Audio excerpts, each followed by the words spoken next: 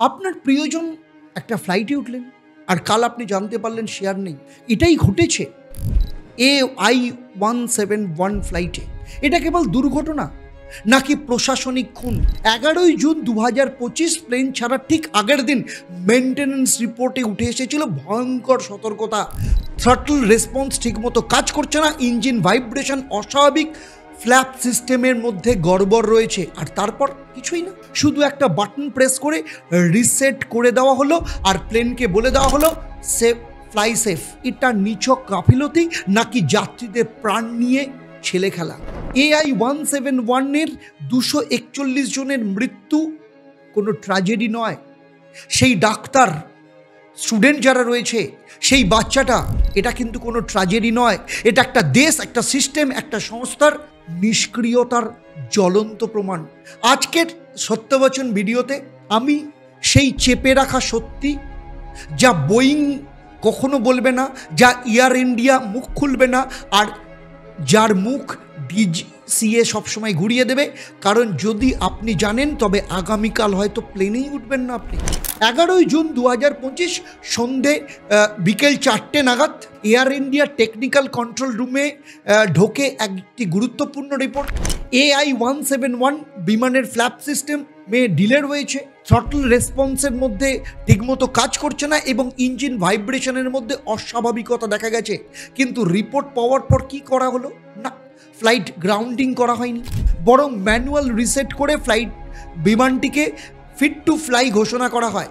এটা কোনো সভ্য দেশের অ্যাভিয়েশন স্ট্যান্ডার্ড হতে পারে? সিনিয়র ইঞ্জিনিয়ারদের মতে কালকের ফ্লাইট লন্ডনের, সুতরাং চাপ রয়েছে।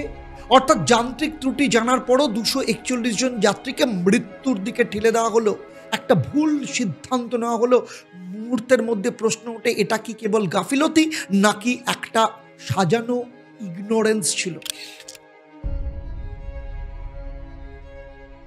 3 মাস আগে থেকেই বিভিন্ন সময় যাত্রীরা কিন্তু বিভিন্নভাবে কমপ্লেন করেছেন। কেউ লিখেছেন AI-171 ড্রিমলাইনার ভয়ানকভাবে কাঁপছিল। বোয়িং তো বলছিল যে এটা নাকি সেফেস্ট এয়ারক্রাফট। আবার কেউ লিখেছে উড়ান ভরার আগে ধোঁয়ার গন্ধ পেয়েছিলাম, সবাই আমরা আতঙ্কে ছিলাম। এমনকি বিমানের মধ্যে আলো নিভে যাচ্ছিল, এসি হঠাৎ করে কাজ করা বন্ধ করে দিয়েছিল। এগুলোর কোনো কিছুই কি নজরে আসেনি? And as usual, the in-flight entertainment is not working. Leave in-flight entertainment.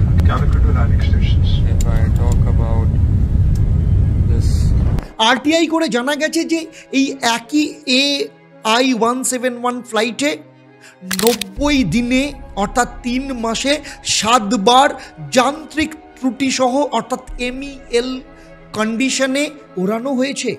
কেন, কার অনুমতিতে করা হয়েছে? এতগুলো যাত্রীদের জীবন উপেক্ষা করে এভাবে বিমান চালানো কি জাস্টিফাইড, ন্যায়সঙ্গত? মুম্বাই মেইনটেন্যান্স সেন্টারের একটা অভ্যন্তরীণ রিপোর্ট, ইন্টারনাল রিপোর্টে বলা হয়েছে engine vibration beyond tolerance, flap liver delayed, reset only performed.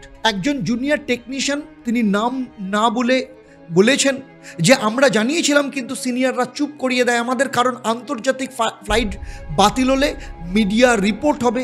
এটাই কি ভারতের জাতীয় এয়ারলাইন্সের আচরণ?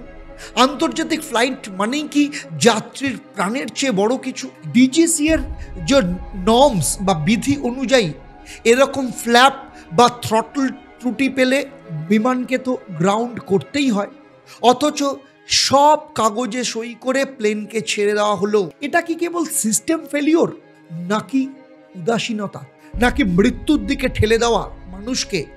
দুর্ঘটনার পর বোয়িংয়ের তরফ থেকে একটা নামকা বাস্তা, একটা শোক বার্তা দেওয়া হয়, we are deeply saddened and cooperating, আমরা কোঅপারেট করতে রাজি আছি।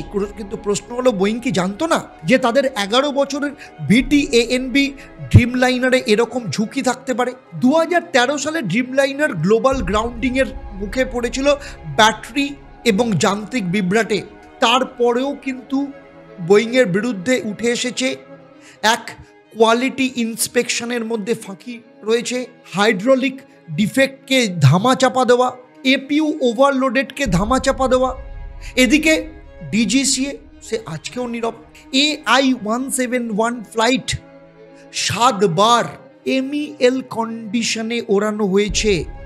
ডিজিসি এর কাছে কি এসব রিপোর্ট ছিল না?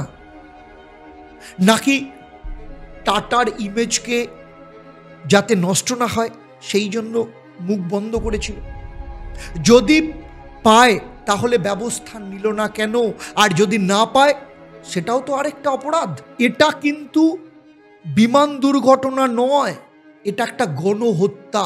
12 জুন দুপুর 1:38 আহমেদাবাদের সর্দার বল্লভভাই এয়ারপোর্ট থেকে উড়ান ভরার কিছুক্ষণের মধ্যে AI-171 বিধ্বস্ত হলো। কারণ গন্তব্য ছিল তার লন্ডন, কিন্তু কেউ পৌঁছতে পারলো না। 241 জন মানুষ, কেউ জীবিত নেই। ডাক্তারদের হস্টেলের ওপর ভেঙে পড়লো প্লেনটি। যারা বিমানে ছিলেন না তারাও মারা গেলেন। ওই বাচ্চাটা মায়ের কাছে চায়ের দোকানে ছিল, সেও মারা গেল, আগুনে ঝলসে গেল। বেঁচে যান কেবলমাত্র একজন, বিশ্বাস কুমার রমেশ। তিনি স্পষ্ট বলছেন যে টেক অফের 10 সেকেন্ডের মধ্যে একটা বড় জ্বলন্ত সাউন্ড হলো, দেন নোজ ডাইভ। এখন প্রশ্ন হচ্ছে, যদি আগের দিন সতর্কতাতে যদি গুরুত্ব দেওয়া হতো তাহলে কি এই মৃত্যুগুলোকে এড়ানো যেত না?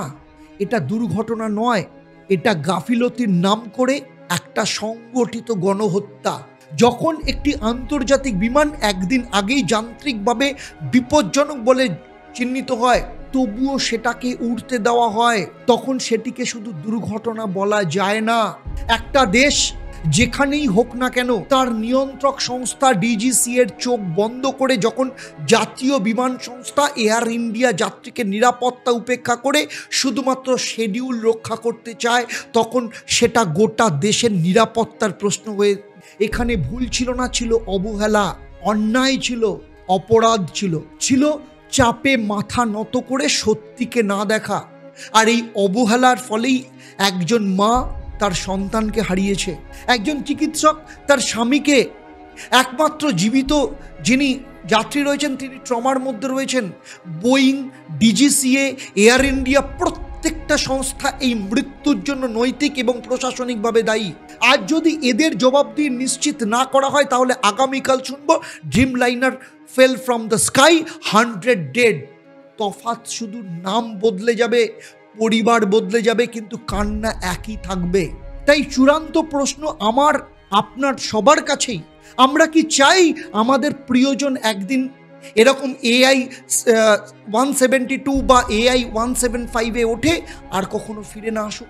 নাকি আমরা কেউ সেটা হতে দিতে চাই না? তাহলে এখনই আওয়াজ তুলুন, রিপোর্ট শেয়ার করুন, এয়ার ইন্ডিয়া, ডিজিসিএ, বোয়িংয়ের বিরুদ্ধে তদন্তের দাবি করুন। মৃত্যুকে থামানো যেত, এই ক্ষয় রোধ করা যেত।